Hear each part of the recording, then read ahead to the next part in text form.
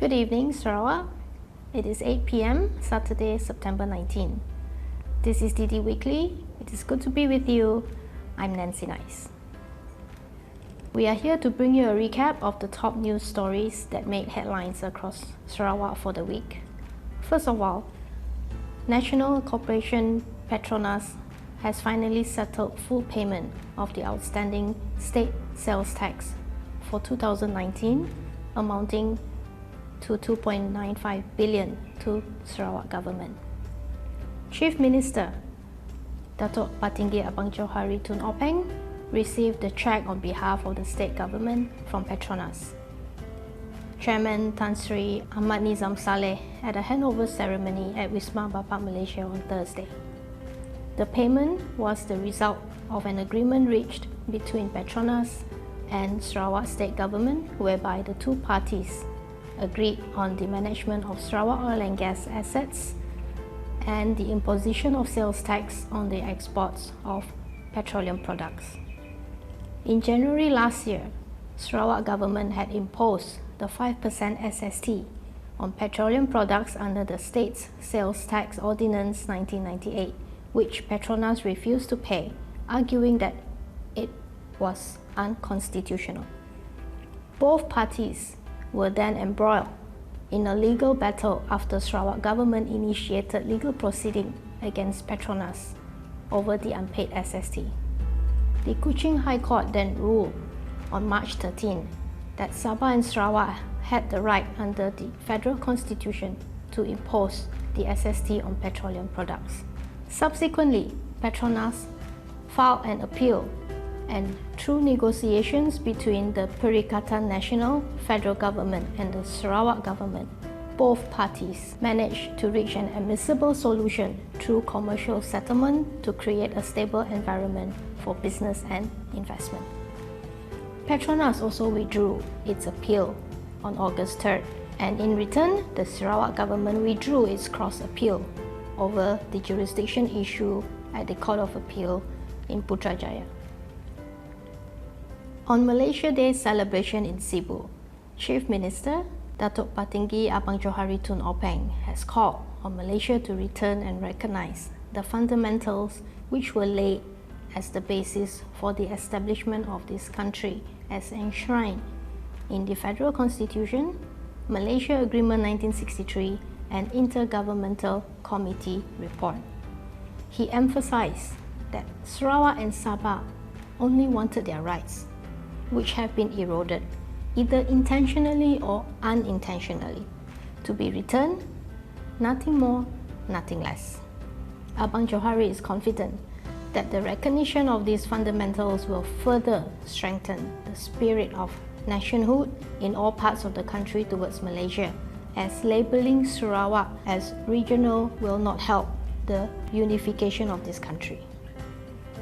Meanwhile, the federal government under Perikatan Nasional has also pledged its commitment to ensure the rights of Sabah and Sarawak as enshrined in the Malaysia Agreement 1963 remain protected. Prime Minister Tan Sri Muhyiddin Yassin emphasised that a special council on MA63 will be set up to discuss issues related to the rights of Sabah and Sarawak, including state security and education. He believed that difficult issues could be resolved well when both governments unite to work together, as in the end, the beneficiaries will be the rakyat. On the nation's sovereignty, he insisted that it will be defended without compromise, stressing that Sabah and Sarawak will continue to remain in Malaysia and that the federal government will not bow to the insistence of any party that tries to dispute it. Coming up next is more updates on Sarawak social news.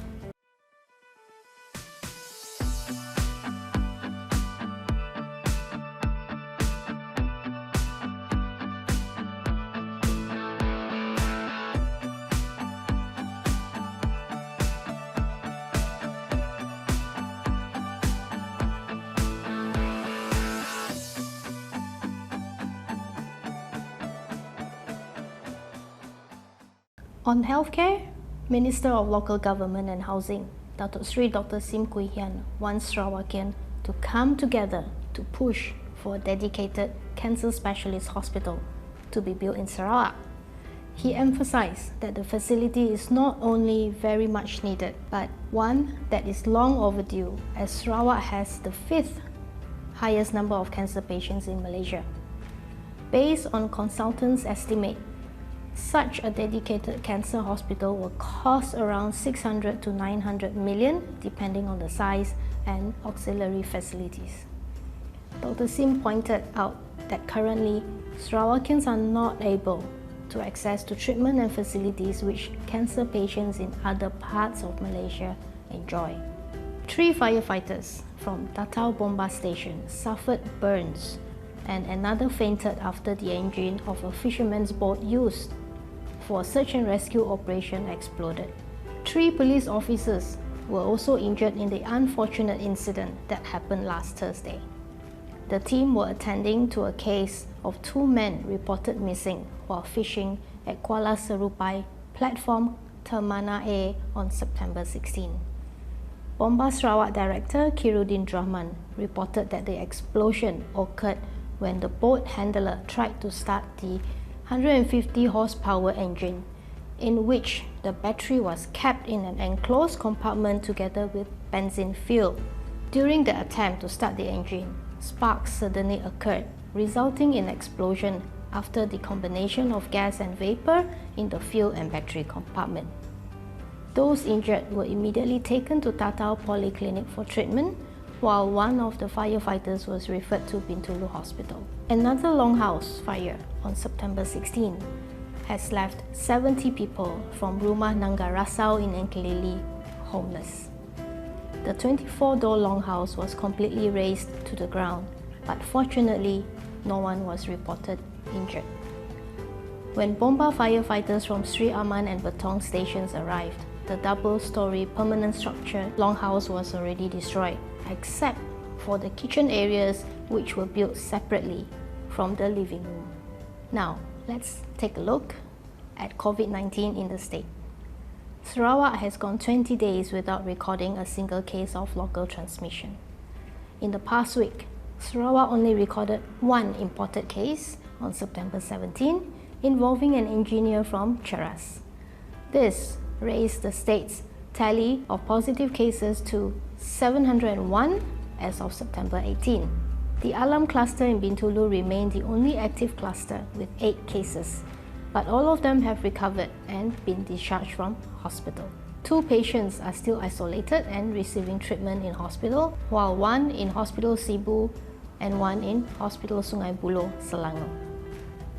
On the latest standard operating procedures for entering Sarawak, all Malaysian citizens and non-citizens from and through Sabah will be required to take COVID-19 tests 3 days prior to their journey, effective September 21st. Travelers will also need to fill the Enter Sarawak form online along with necessary supporting documents. All entertainment outlets, including room karaokes, open concept karaokes and busking performance, are reminded to only operate until 12 midnight, while disco outlets and live bands remain prohibited.